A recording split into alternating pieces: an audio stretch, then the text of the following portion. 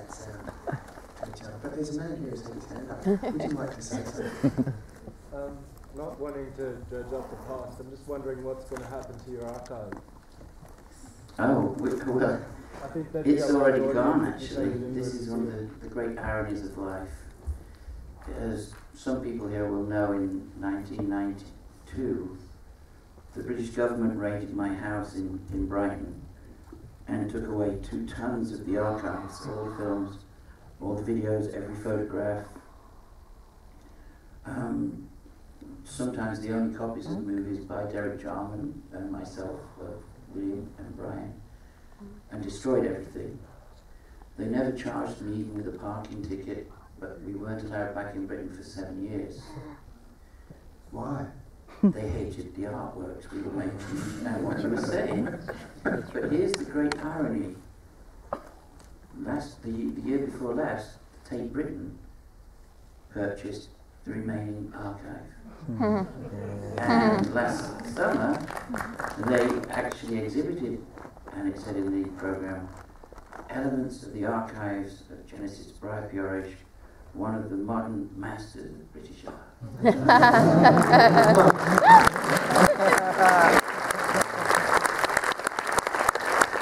But even more ridiculous was that when the whole explosion of scandal happened in 1976 with the prostitution show, and they kept freaking out because I'd made these silly sculptures with used tampons.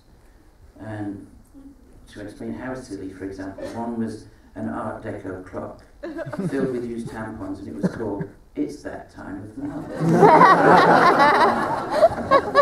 Kind of schoolboy humour, right? Yeah. But they called me a record of civilization.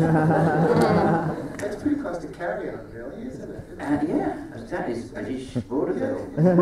But when they bought the archive, the Tate Britain actually got in touch and they said, "We do get the tampons, don't we?"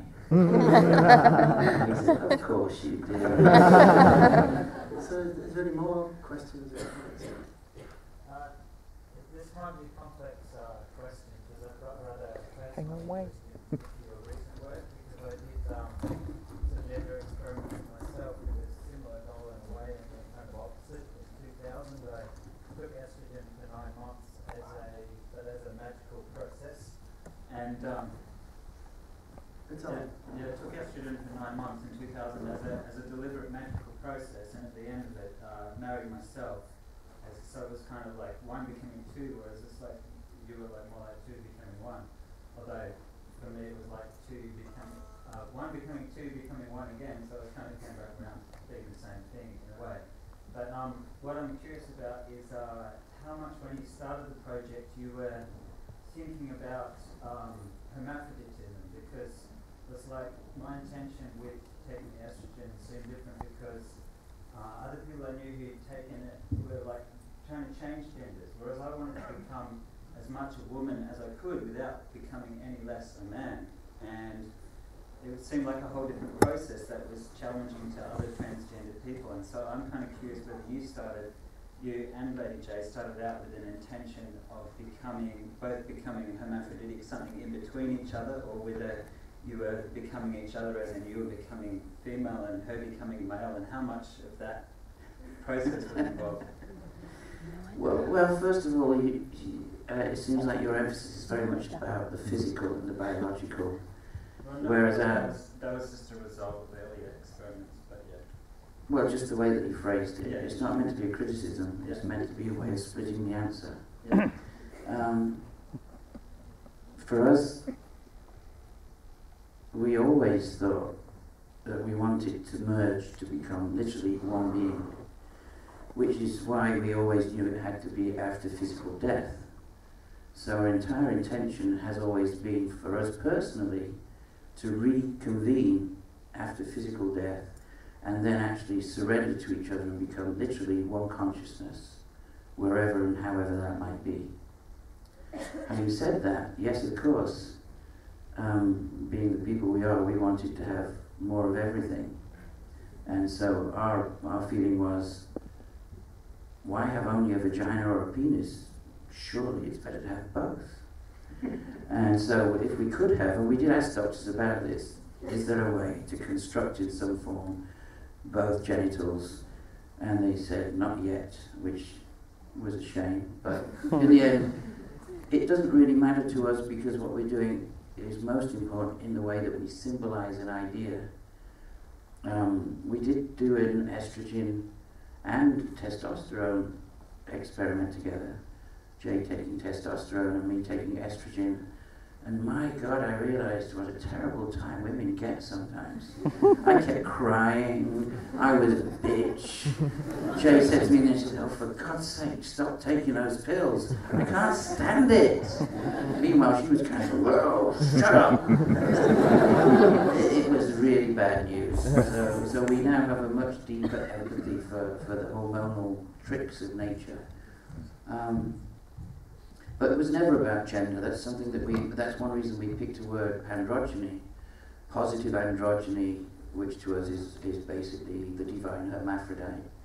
And if you're trying to reach a place that's beyond human, if you're talking about ultimate evolution and the return to something divine and amazing and pure, which in Buddhism would be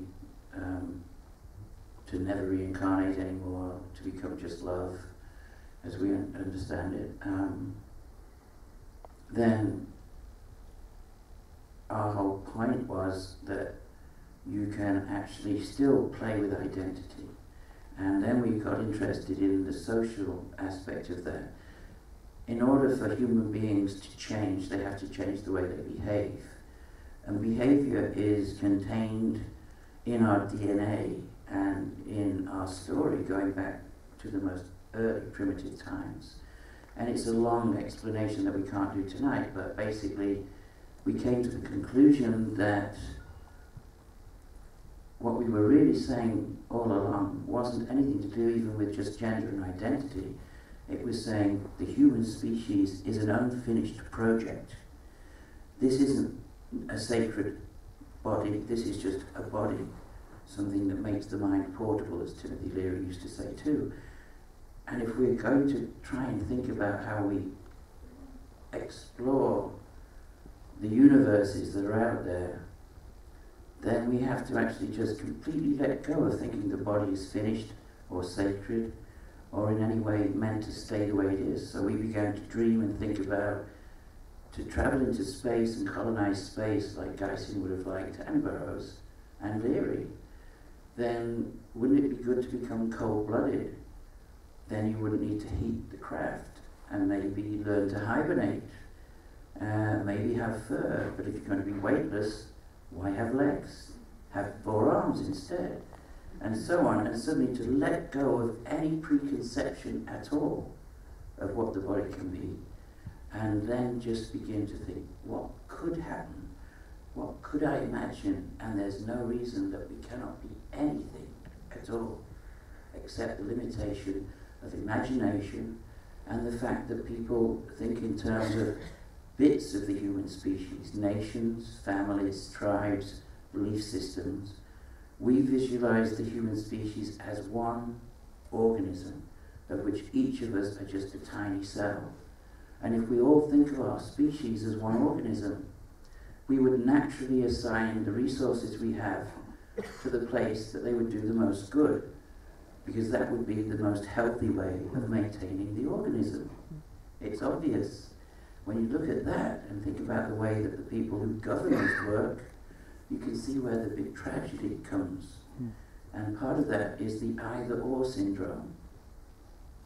We're an American, you're an Egyptian, I'm a Catholic, you're a Buddhist, you're black, I'm white, you're a man, you're a woman.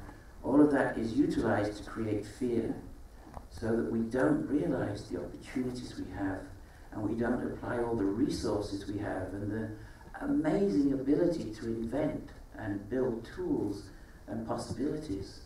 And if we all just use those for the species, we would be the most amazing creatures in the universe. And all of us would have a much, much more exciting time. At the same time.